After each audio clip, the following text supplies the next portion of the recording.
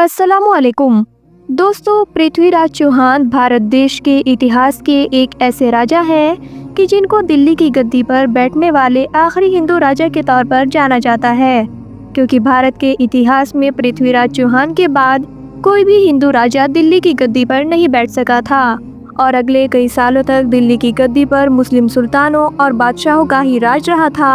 यहाँ तक कि फिर दौर अंग्रेजों का आ गया था। अंग्रेजों ने भी एक लंबे वक्त तक राज किया और फिर उसके बाद हमारा देश पूरी तरीके से आज़ाद हो गया। और जाहिर है, आज़ादी के बाद तो लगभग पूरी ही दुनिया से सल्तनतों और हुकूमतों का दौर ही ख़त्म हो गया।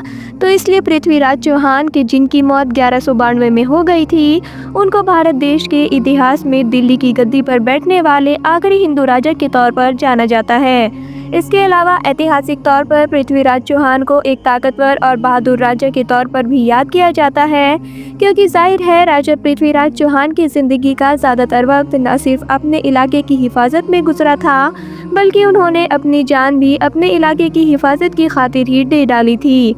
यही वजह है कि सैकड़ों साल गुजर जाने के बाद भी पृथ्वीराज चौहान को आज भी ऐतिहासिक किताबों में बहुत ज़्यादा अहमियत दी जाती है।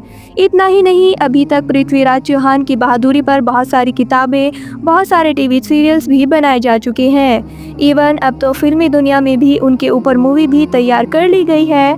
बात करें अगर हिस्टोरिकली, तो 12वीं सदी में लिखी गई एक किताब पृथ्वीराज रस के मुताबिक पृथ्वीराज चौहान कन्नौज की एक शहजादी के जिसका नाम संयोगिता हुआ करता था, उसके इश्क में गिरफ्तार हो गए थे और इस शहजादी से हद से ज़्यादा मोहब्बत किया करते थे। ना सिर्फ मोहब्बत ही किया करते थे, बल्कि जल्द से जल्द शादी भी करना चाहते थे। मगर दूसरी तरफ संयोगिता का पिता यानी कि फादर के जो कन्नौज का हुक्मरान भी हुआ करता था और जिसका नाम जयचंद हुआ करता था, वो पृथ्वीराज चौहान से हद से ज़्यादा नफरत किया करता था। इतिहासकारों की माने तो जयचंद और पृथ्वीराज चौहान आपस में दूर के रिश्तेदार भी हुआ करते थे, मगर दुश्मनी की वजह ये थी कि जयचंद अब पृथ्वीराज की तेजी के साथ बढ़ती हुई शोहरत और ताकत से जला करता था। इतना ही नहीं, वो पृथ्वीराज चौहान को एक बार फिर से जमीन पर लाने के लिए पीठ पीछे पृथ्वीराज चौहान के खिलाफ उनके दुश्मनों की मदद भी किया करता था। मगर जयचंद के लिए बदकिस्मती की बात यह थी कि वो पृथ्वीराज चौहान से जितनी ज़्यादा नफरत किया करता था, उतनी ज़्यादा उसकी बेटी पृथ्वीराज चौहान से मोहब्बत किया करती थी। आपको बताते चले कि एक बार संयोगिता के पिता यानी कि जयचंद ने अपनी बेटी का स्वयंवर रखा। स्वयंवर एक ऐसी रस्म हुआ करती थी कि जिसके अंदर महल की शहजादी अपने होने वाले शौहर को चुना करती थी, यानी बहुत सारे शहजादों में से एक ऐसे शहजादे को चुना करती थी कि जिसके साथ वो अपनी ज़िंदगी गुजारना चाहती थी। दोस्तों, स्वयंवर की इस रस्म में जयचंद ने उस दौर में भारत देश में मौजूद लगभग सभी छोटी बड़ी रियासतों के शहजादों को दावत दी, सिवाय पृथ्वीराज चौहान के। उन्होंने पृथ्वीराज चौहान की बेइज्जती करने के लिए वहां पर एक मूर्ति भी लगवाई थी, यानी पृथ्वीराज चौहान का एक स्टैचू बनवाया था। उसके बाद स्वयंवर का टाइम आया और जयचंद की बेटी यानी कि संयोगिता पूरी सज धज कर अपने महल में दाखिल हुई। संयोगिता के हाथों में वरमाला थी। संयोगिता की खूबसूरती को देखकर महल में मौजूद हर शहजादा हैरान था और वो चाहता था कि संयोगिता अपने हाथ में मौजूद माला को मेरे गले में डालकर मुझे चुन ले। मगर सभी लोग उस वक्त हक्का बक्का रह गए कि जब संयोगिता ने सारे शहजादों को छोड़कर अपने हाथ में मौजूद माला को पृथ्वीराज चौहान की उस मूर्ति पर डाल दिया कि जो मूर्ति जयचंद की तरफ से पृथ्वीराज चौहान की बेइज्जती करने के लिए रखी गई थी। अपनी बेटी की इस हरकत को देखकर जयचंद उसे कुछ सजा दे पाता, उससे पहले ही पृथ्वीराज चौहान ने भी अपने कुछ वफादार सिपाहियों के साथ उस महल पर अटैक कर दिया और बड़ी ही कामयाबी के साथ उस संयोगिता को वहां से ले जाने में कामयाब रहा और दिल्ली की तरफ निकल गया। दूसरी तरफ जयचंद ने अपनी बेटी को दोबारा हासिल करने के लिए दिल्ली पर हमला कर दिया, मगर लाख कोशिशों के बावजूद भी जयचंद दोबारा अपनी बेटी को पृथ्वीराज चौहान के पास से वापस न ला सका। मगर दोस्तों, जिस दौर में पृथ्वीराज चौहान और जयचंद के बीच ये सब कुछ चल रहा था, उसी दौर में ही पृथ्वीराज चौहान की सल्तनत की सरहद पर दुनिया की एक बड़ी ताकत दस्तक दे चुकी थी। एक ऐसी बड़ी ताकत कि जिसने पिछले कुछ सालों से न सिर्फ दुनिया का एक बड़ा इलाका फतह किया था, बल्कि अपने सामने बड़े से बड़े ताकतवर हुक्मरानों को झुकने पर भी मजबूर कर दिया था। और इस ताकत का नाम था मोहम्मद गोरी। दोस्तों, मोहम्मद गोरी अब दिल्ली की उस गद्दी को भी हासिल करना चाहता था कि जिस गद्दी के ख्वाब मोहम्मद गोरी ने बहुत पहले ही देख रखे थे। पृथ्वीराज चौहान और मोहम्मद गौरी का मुकाबला 1991 में उस वक्त हुआ कि जब मोहम्मद गौरी ने भटिंडा के किले को फतह करके अपनी सल्तनत में मिला लिया, क्योंकि जाहिर है भटिंडा का ये किला पहले पृथ्वीराज चौहान के अंडर में आया करता था। 1991 में होने वाली इस जंग को तराइन की पहली जंग के नाम से जाना जाता है, क्योंकि जिस जगह पर यह जंग हुई थी उसको तराइन के नाम से जाना जाता है। आपको बताते चलें कि इस जंग में राजा पृथ्वीराज चौहान के पास बहुत बड़ी फौज थी, जिसका आंकड़ा इतिहासकारों के मुताबिक लगभग 2 लाख के करीब था। मगर इसके बावजूद भी मोहम्मद गौरी की फौज ने पृथ्वीराज चौहान को शुरू में कड़ी टक्कर दी। मगर जाहिर है दूसरी तरफ भी तो राजपूत ही थे, जिनको उस दौर में बहादुरी की मिसाल माना जाता था। लाख कोशिशों के बावजूद भी मोहम्मद गौरी की फौज पृथ्वीराज चौहान की फौज का मुकाबला न कर सकी और एक एक करके गौरी सल्तनत की फौज के सरदारों ने भागना शुरू कर दिया। इन तमाम कमजोरियों के बावजूद भी मोहम्मद गौरी मैदान में डटा रहा, मगर फिर आखिर में मोहम्मद गौरी के ऊपर तलवार से एक ऐसा वार हुआ कि जिसकी वजह से एक ही बार में मोहम्मद गौरी नीचे गिर गया। ये वार इतना ज़्यादा खतरनाक था कि मोहम्मद गौरी दोबारा उठ नहीं सका। अपने सरदार को इस हाल में देखकर मोहम्मद गौरी की फौज तितर बितर हो गई और एक एक करके सारे सिपाहियों ने वहाँ से निकलना शुरू कर दिया। दूसरी तरफ राजा पृथ्वीराज चौहान की फौज जो लगभग पहले ही जीत चुकी थी, उसने जब मोहम्मद गौरी का ये हाल देखा तो उसको लगा कि शायद मोहम्मद गौरी मर चुका है, इसलिए वो भी अपनी जीत का जश्न मनाते हुए वापस लौट गया। मगर कुछ वक्त के बाद जब गौरी सल्तनत के कुछ सिपाही अपने सरदार को ढूंढने के लिए मैदान जंग में आए तो वो ये देखकर हैरान रह गए कि उनके सरदार यानी कि मोहम्मद गौरी तो अभी भी जिंदा है। फौरन मोहम्मद गौरी को इलाज के लिए अफगानिस्तान ले जाया गया।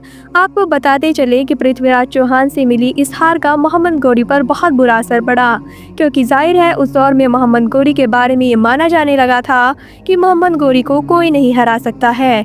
इसलिए मोहम्मद गौरी ने गुस्से में आकर ये फैसला किया कि जब तक मैं राजपूतों से अपनी हार का बदला नहीं ले लेता हूँ, तब तक मैं अपने इन कपड़ों को नहीं बदलूंगा कि जिन कपड़ों में मुझे हार मिली है। इसके अलावा रात के वक्त मैं अपनी बीवी का मुंह भी नहीं देखूंगा, साथ ही साथ हमेशा जमीन पर सोऊंगा, यानी जब तक राजपूतों से हार का बदला नहीं ले लेता हूँ तब तक किसी भी चारपाई या किसी भी बिस्तर पर नहीं सोऊंगा। और इसी बदले की आग में मोहम्मद गौरी ने ठीक होते ही बड़ी तेजी के साथ एक बार फिर से तैयारी करना शुरू कर दी और 1 साल की लंबी तैयारी करने के बाद मोहम्मद गौरी 1192 में एक बार फिर से पृथ्वीराज चौहान के मुकाबले के लिए निकल पड़ा। एक बार फिर से इन दोनों फौजों का मुकाबला उसी जगह पर हुआ कि जिस जगह पर पहली बार हुआ था। यही वजह है कि 1192 में होने वाले इस जंग को तराइन की दूसरी जंग के तौर पर याद किया जाता है। इस जंग में जहाँ एक तरफ मोहम्मद गौरी के पास लगभग 1,20,000 की फौज मौजूद थी, तो वहीं दूसरी तरफ अगर इतिहास की मशहूर किताब यानी कि तारीख़ फरिश्ता की माने तो पृथ्वीराज चौहान के पास लगभग 3 लाख की फौज मौजूद थी। साथ ही साथ फौज में ऐसे बहुत सारे हाथी भी शामिल थे कि जिनको जंग के लिए ट्रेन किया गया था। आपको बताते चले कि हद से ज़्यादा बड़ी फौज होने की वजह से तो राजपूत फौजी जोश में थे ही, साथ ही साथ उनका कॉन्फिडेंस लेवल भी बहुत ज़्यादा हाई था। और इस कॉन्फिडेंस लेवल के हद से ज़्यादा हाई होने की वजह ये थी क्योंकि वो अभी भी 1 साल पहले ही मोहम्मद गौरी को इसी जगह पर ही बहुत बुरी तरीके से हरा चुके थे। यही वजह है कि राजा पृथ्वीराज चौहान ने इस जंग से पहले ही मोहम्मद गौरी की तरफ एक खत रवाना किया, जिस खत में उन्होंने मोहम्मद गौरी को ये धमकी दी कि अभी भी वक्त है, तुम अपनी फौज को लेकर वापस जा सकते हो, वरना तुम्हारा हाल पहले से भी ज्यादा बुरा होगा।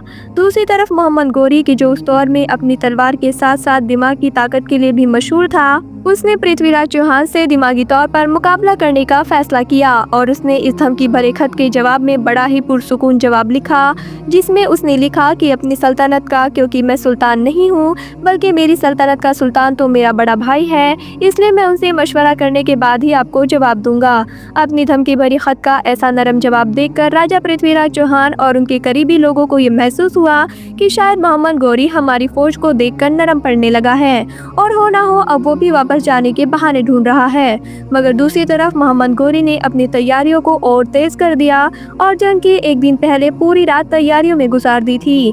दूसरी तरफ राजा पृथ्वीराज चौहान की फौज ऐसा तसल्ली भरा जवाब सुनकर पूरी तरह से फ्री हो चुकी थी। वो लोग तैयारियां करने की बजाय पूरी रात इस बात का जश्न मना रहे थे कि शायद वो लोग बिना जंग किए ही जीत चुके हैं। मगर दूसरी तरफ मोहम्मद गोरी ने अगले दिन का सूरज निकलते ही जंग का ऐलान कर दिया।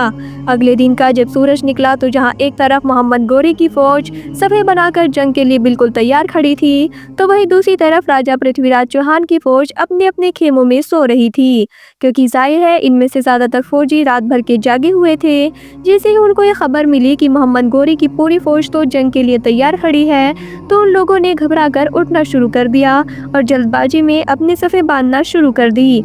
यही वजह थी कि जंग के शुरू में जो चुस्ती और फुर्ती मोहम्मद गोरी की फौज में नजर आ रही थी, वो राजपूत फौजियों में दूर दूर तक नजर नहीं आ रही थी। मगर इन तमाम चीज़ों के बावजूद भी शाम होने तक भी मोहम्मद गोरी की फौज राजपूत फौजियों को हराने में कामयाब न हो सकी। मगर फिर दिन के बिल्कुल आखिरी वक्त में मोहम्मद गोरी ने अपने सबसे बड़े हथियार को इस्तेमाल करने का फैसला किया, और वो हथियार ये था कि मोहम्मद गोरी ने जंग से पहले ही 12,000 ताज़ा दम फौजियों को अलग खड़ा कर रखा था, ताकि जब आखिर में दोनों जंगे आपस में लड़ते लड़ते खत्म हो जाएं, तो फिर ये 12,000 ताज़ा दम फौजी अचानक से थकी हुई राजपूत फौज पर हमला कर दे। मोहम्मद गोरी की ये रणनीति बिल्कुल कारगर साबित हुई, क्योंकि जब इन 12,000 की फौज ने थकी हुई राजपूत की फौज पर हमला किया, तो वो इनको बिल्कुल भी बर्दाश्त नहीं कर सके। कुछ देर के अंदर ही लाखों की फौज न सिर्फ तितर बितर हो गई, बल्कि भागने पर भी मजबूर हो गई। दूसरी तरफ राजा पृथ्वीराज चौहान ने जब ये मैदान का हाल देखा, तो उन्होंने अपने हाथी से उतरने का फैसला किया। मगर राजा पृथ्वीराज चौहान का हाथी से उतरना था कि फौरन मोहम्मद गोरी के कुछ सिपाहियों की तरफ से उनको गिरफ्तार कर लिया गया था और फिर कैद में ही उनको कत्ल कर दिया गया था। हालांकि दोस्तों, कुछ इतिहासकारों का ये भी मानना है कि राजा पृथ्वीराज चौहान को कैद में नहीं मारा गया था, बल्कि कैदी बनाकर उनको अजमेर ले जाया गया था और फिर अजमेर यानी कि उनके इलाके में ले जाकर ही उनको कत्ल कर दिया गया था। इसके अलावा भी लोगों के बीच में राजा पृथ्वीराज की मौत से रिलेटेड बहुत सारी चीज़ें घूमती रहती हैं। आपको बताते चलें कि राजा पृथ्वीराज चौहान की मौत के बाद इनकी बीवी ने भी अपने आप को आग के हवाले करके अपनी जान दे दी थी, क्योंकि जाहिर है ये उस दौर में हिंदू की एक ज़रूरी परंपरा मानी जाती थी। दोस्तों, 1192 में मोहम्मद गोरी और पृथ्वीराज चौहान के बीच होने वाले इस जंग को इतिहास में बहुत ज़्यादा अहमियत दी जाती है। उसकी वजह यह है क्योंकि यही वो जंग थी कि जिसके बाद में भारत देश में मुसलमानों की सल्तनत का आगाज़ हुआ था और अगले कई सौ सालों तक मुसलमानों का ही राज रहा था, यानी तब तक कि जब तक यहाँ पर अंग्रेजों ने मुगल सल्तनत को ख़त्म नहीं कर दिया था। फिलहाल दोस्तों, आज की अपनी इस वीडियो को हम यहीं पर ख़त्म करते हैं। वीडियो पसंद आने पर न सिर्फ वीडियो को लाइक करें, बल्कि अपने फ्रेंड्स के साथ शेयर ज़रूर करें। और हाँ, ऐसी नॉलेजेबल और हिस्टोरिकल वीडियो देखने के लिए हमारे चैनल को सब्सक्राइब करना ना भूलें। हम फिर से हाजिर होंगे एक नई वीडियो के साथ। तब तक के लिए अल्लाह हाफिज़।